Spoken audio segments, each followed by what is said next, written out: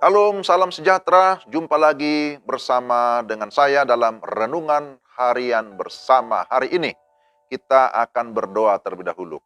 Tuhan, terima kasih kami mau membaca dan merenungkan firman-Mu. Terangi hati kami, pimpin kami, beri damai sejahtera sehingga kami dapat menerima kebenaran firman-Mu dengan baik. Dalam nama Tuhan Yesus kami berdoa. Amin. Pembacaan firman Tuhan dari Nehemia 4 ayat 6 sampai 14. Tapi saya akan baca secara khusus ayat 14 saja ya. Ku amati semuanya, lalu bangun berdiri dan berkata kepada para pemuka dan para penguasa dan kepada orang-orang yang lain. Jangan kamu takut terhadap mereka. Ingatlah kepada Tuhan yang maha besar dan dahsyat, dan berperanglah untuk saudara-saudaramu, untuk anak-anak lelaki dan anak-anak perempuanmu, untuk istrimu dan rumahmu.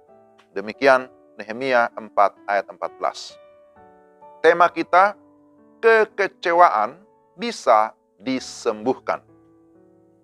Saudara-saudara, kekecewaan adalah hal yang bersifat umum atau bersifat universal. Artinya bahwa semua orang bisa mengalaminya. Apakah saudara pernah kecewa atau sering mengalami kekecewaan? Semoga tidak ya.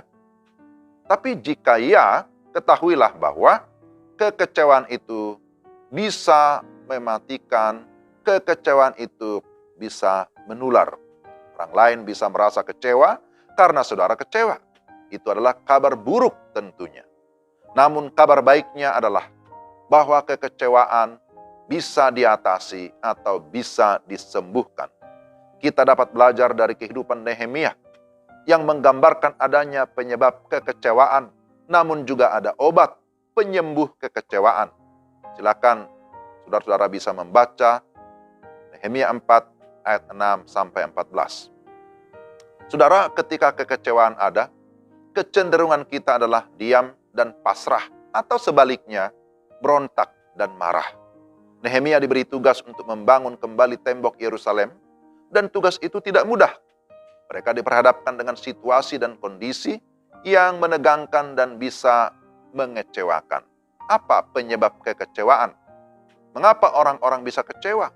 Alasan pertama, kekecewaan bisa terjadi karena keletihan. Dalam konteks bacaan kita, orang-orang Yehuda sedang membangun tembok. Dalam ayat 6, mereka terus membangun. Dalam ayat 10, mereka berkata, kekuatan para pengangkat sudah merosot dan puing masih sangat banyak. Tidak sanggup kami membangun tembok ini. Nah, itu di dalam ayat yang ke-10. Dengan kata lain, mereka sudah sangat lelah secara fisik maupun secara emosi. Keletihan menjadi salah satu faktor utama dari kekecewaan, dan itu sering terjadi di tengah perjalanan. Tapi alasan kedua, penyebab kekecewaan adalah frustasi. Mereka bukan hanya merasa letih, tetapi frustasi juga melihat banyaknya puing atau sampah yang harus dibereskan. Pembangunan tembok belum selesai, tapi mereka melihat pekerjaan itu sudah menunggu. Apalagi yang menunggu itu hanya puing-puing atau sampah. Mereka bisa kecewa karena puing yang mengalihkan perhatian mereka dari pembangunan tembok yang sesungguhnya. Alasan ketiga adalah merasa gagal atau merasa tidak sanggup. Merasa tidak sanggup itu dapat mematahkan semangat dan membuat kepercayaan diri menjadi merosot atau bahkan hilang. Maka yang terjadi adalah keluhan yang tidak berujung dan berakhir dengan menyerah. Alasan keempat adalah ketakutan. Anak buah Nehemia berada dalam ketakutan karena musuh-musuh yang berusaha menggagalkan pembangunan dan mau membunuh mereka. Ayat 11. Ketakutan akan mengecilkan hati dan itu bisa membuat kecewa. Lalu pertanyaannya, bagaimana mengatasi kekecewaan itu?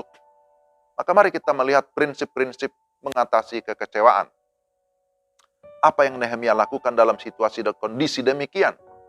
Sebagai pemimpin, Nehemia mengetahui persoalan, mengetahui kekecewaan daripada rekan-rekannya. Ada beberapa prinsip penting yang dapat dilakukan dalam mengatasi kekecewaan. Pertama, menata ulang kembali kehidupan kita. Ketika ada kekecewaan, jangan langsung menyerah. Tetapi usahakan pendekatan yang baru, mencoba dengan doa yang baru, dengan sikap yang baru, menata ulang waktu dan jadwal saudara. Fokus kembali kepada sasaran. Jangan membiarkan puing atau sampah menguasai pikiran saudara. Jangan banyak membuang waktu untuk sesuatu yang bukan tujuan utama saudara-saudara. Nehemia berfokus pada prioritas dan menata ulang pola kerja dengan menempatkan orang-orang berdasarkan kelompok keluarga agar dapat saling menguatkan. Ayat 13. Dan ternyata itu jauh lebih baik, jauh lebih efektif. Jadi penataan ulang itu sangat penting. Kedua, selalu mengingat Tuhan. Nehemia berkata, jangan kamu takut terhadap mereka. Ingatlah kepada Tuhan yang maha besar dan dahsyat. Apa artinya mengingat Tuhan? Artinya menyerahkan kembali diri saudara kepada Tuhan. Mendekat kepada kuasa ilahinya, dan mendedikasikan diri kembali kepada Tuhan. Apa yang kita ingat? Pertama, ingatlah kebaikan Tuhan di masa lalu. Kedua, ingatlah kedekatan Allah saat ini. Dan ketiga, ingatlah kuasa Allah untuk masa depan. Ingat kata Rasul Paulus, segala perkara dapat kutanggung di dalam Dia yang memberikan kekuatan kepadaku. Filipi 4 ayat yang ke-13. Dan yang terakhir, kita harus menolak kekecewaan. Jangan menyerah pada kekecewaan tanpa perlawanan. Nehemia berkata, berperanglah untuk saudara-saudaramu, untuk anak-anakmu, untuk istrimu, untuk rumahmu.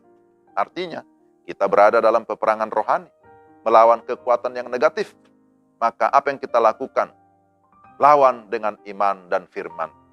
Dan itulah yang bisa membangkitkan semangat baru. Itulah yang bisa menyembuhkan segala kekecewaan. Kiranya Tuhan menolong kita agar kita semua terbebas dari kekecewaan. Mari kita berdoa.